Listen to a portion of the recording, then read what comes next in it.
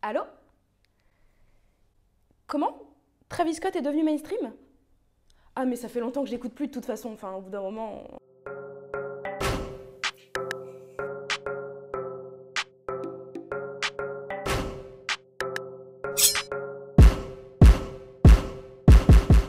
Hey, bienvenue dans cette nouvelle vidéo. Alors aujourd'hui on va aborder un sujet qui me tape un petit peu sur les nerfs, on va pas se mentir, c'est le mainstream. Les artistes mainstream en général, qu'est-ce que c'est que le mainstream? On va en parler aujourd'hui dans cette vidéo. Jingle! Tout d'abord, qu'est-ce que le mainstream? Le mainstream est tout simplement un phénomène de masse, quelque chose de populaire, quelque chose qui est à la mode, qui marche bien. Un artiste mainstream, par exemple, c'est un artiste qui touchera une large audience et qui aura une grande influence, ce qu'on peut appeler le clout. On l'entendra beaucoup et il sera très streamé et très demandé parce qu'il rapportera beaucoup d'argent. Pour faire simple, être mainstream, c'est un petit peu plaire à tout le monde. Ces 10 dernières années, par exemple, nous avons pu observer une mainstreamisation du rap et du hip-hop en général. Les radios, les chaînes TV, les médias mainstream en général se sont emparés de ce genre afin d'en faire le nouveau genre à la mode, délaissant ainsi la pop. Un exemple ici des artistes les plus écoutés de 2010 à 2019. Comme vous pouvez le remarquer, on peut y voir Drake, Post Malone, XXXTentacion et pas mal d'autres artistes finalement issus du milieu du hip-hop. Et sachez que c'est encore plus intense aujourd'hui en 2021. Vous n'êtes bien entendu pas passé à côté des challenges TikTok qui consistent pour la plupart à danser sur des musiques populaires. Un petit exemple avec le Savage Challenge de Megan Thee Stallion. I'm a savage, yeah. Classy, bougie, ratchet, yeah. Sassy, moody, nasty. Eh bien sachez que maintenant TikTok a signé des contrats avec les labels de musique afin de payer les artistes pour l'utilisation de leur musique dans les vidéos. Donc ils se font et rapportent beaucoup d'argent avec toutes les vidéos qui n'utilisent ne serait-ce que 4 ou 5 secondes de leur chanson. Et tous les TikTok que vous voyez comptent comme des streams. Et je crois que vous n'imaginez pas l'impact que ça a eu sur les streams, sur l'industrie musicale en général. Puisqu'avant tout, dans le mainstream, c'est l'argent qui compte, c'est les chiffres. Combien va rapporter cet artiste à la fin du mois? Et pour ça, il faut please the audience.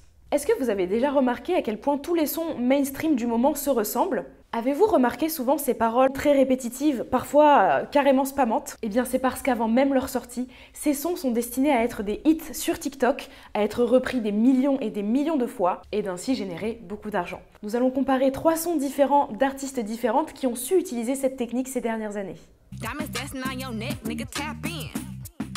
Tap, tap, tap in. Fucking nigga get rich, bitch tap in. Tap, tap, tap in. Body, yaddy, yaddy, yaddy, yaddy, yaddy, yaddy, yaddy, yaddy, yaddy, yaddy, yaddy, yaddy, yaddy, yaddy. Body, yaddy, yaddy, yaddy, yaddy, yaddy, yaddy, yaddy, yaddy, yaddy, yaddy.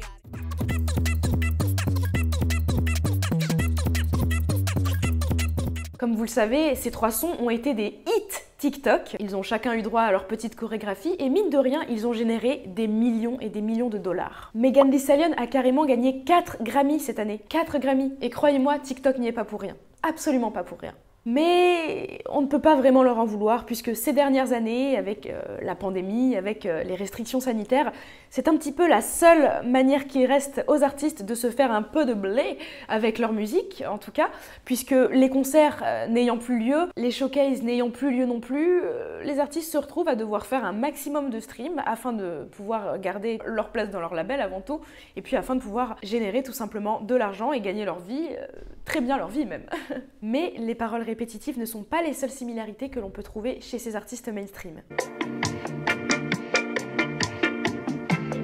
En s'intéressant plus principalement au monde du hip-hop, qui encore une fois est le style musical le plus commercial du moment, on a comme une impression de déjà-vu d'un son à l'autre ou même d'un artiste à l'autre. Que ce soit au niveau du son, du style ou bien carrément même des noms.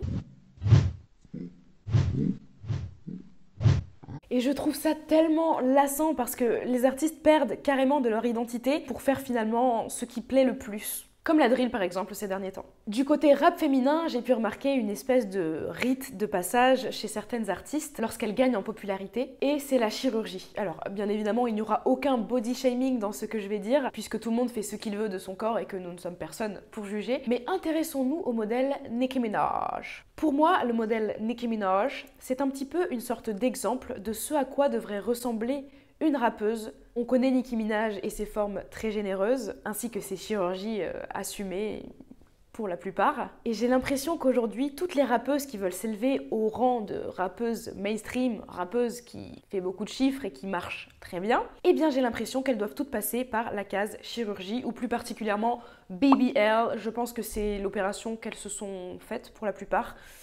Après, si ce n'est pas la même opération, dans tous les cas, c'est un petit peu le même résultat. Regardez les rappeuses les plus populaires en ce moment, celles qui sont en top des charts et des streams. Nous avons Cardi B, bien évidemment, nous avons Saweetie, nous avons les City Girls, nous avons également Mulatto.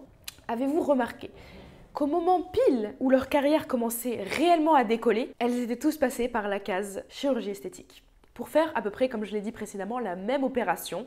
Donc pour avoir ce corps, vous savez, très en 8, très Nicki Minaj. Et j'ai l'impression que si elles ne font pas ça, elles ne se font pas prendre au sérieux. Bien sûr qu'il y a des rappeuses que j'écoute qui n'ont pas forcément subi d'opération de chirurgie esthétique, et dans tous les cas, ça ne change rien pour moi au talent de la personne. Mais j'ai l'impression que il y en a très peu, et que les rappeuses qui ne se sont pas adonnées à ce genre de chirurgie, malheureusement, on n'en parle pas trop, quoi. Alors même si je leur trouve à chacune leur petite singularité, sur le papier, effectivement, on a un petit peu l'impression d'avoir affaire à des clones, et je trouve ça dommage, encore une fois, que ce soit pour les filles ou pour les garçons.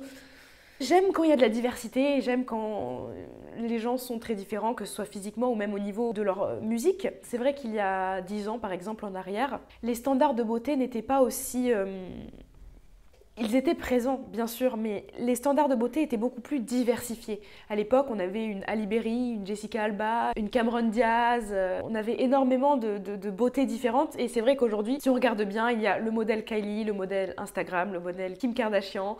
Et j'ai l'impression que toutes les femmes, finalement, commencent à vouloir, en tout cas, essayer de se ressembler, avec les mêmes opérations, avec le même genre de visage, le même genre de corps, le même genre de coiffure. Désolée, sorry, but... Moi, c'est vrai que j'aime pas ça. Après, c'est peut-être parce que je suis Verseau et que les Verseaux n'aiment pas le mainstream, mais je sais pas, j'aime pas quand tout le monde fait la même chose, ça me dérange. Alors, pour cette dernière partie, donc quand je parle d'hypocrisie, c'est vrai que je vais peut-être un petit peu loin, mais c'est vrai que j'en ai marre de voir des collaborations entre les artistes à tout bout de champ, des artistes qui n'ont rien à voir. Je trouve que ça se voit. Je trouve que ça se voit que la connexion ne se fait que par rapport au stream, que la connexion ne se fait que par rapport aux résultats qu'il y aura derrière. Ce n'est pas réellement une amitié qui lie Saweetie et Doja Cat, par exemple, qui ont sorti un son qui s'appelle Best Friend. Alors, il n'y a pas de souci, faites des collaborations, c'est super, mais je sais pas, parfois je ne vois pas trop le rapport, et je trouve que ça fait forcer, et ça se voit tellement que c'est pour les streams. Par exemple, Megan Thee Stallion, qui est une artiste, bon, dans les streams on n'en parle même plus en ce moment, mais Megan Thee Stallion, elle fait énormément de featuring avec des gens qui, je suis désolée, mais c'est non. Enfin, j'ai rien contre les connexions de deux mondes différents, de deux styles de musique différents, totalement, au contraire, j'adore ça, mais le featuring Maroon 5, Megan Thee Stallion, sincèrement, on en parle, c'est nul, je ne vois pas le rapport entre Megan Thee Stallion et Maroon 5, je veux dire, on les a jamais vus ensemble, c'est pas comme si...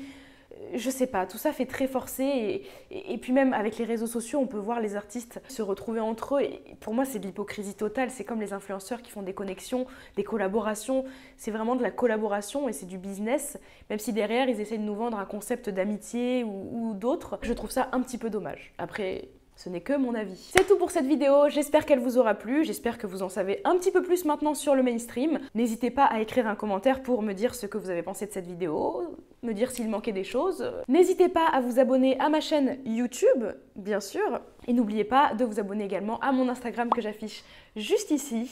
On se retrouve très vite pour une nouvelle vidéo. Bisous, bye!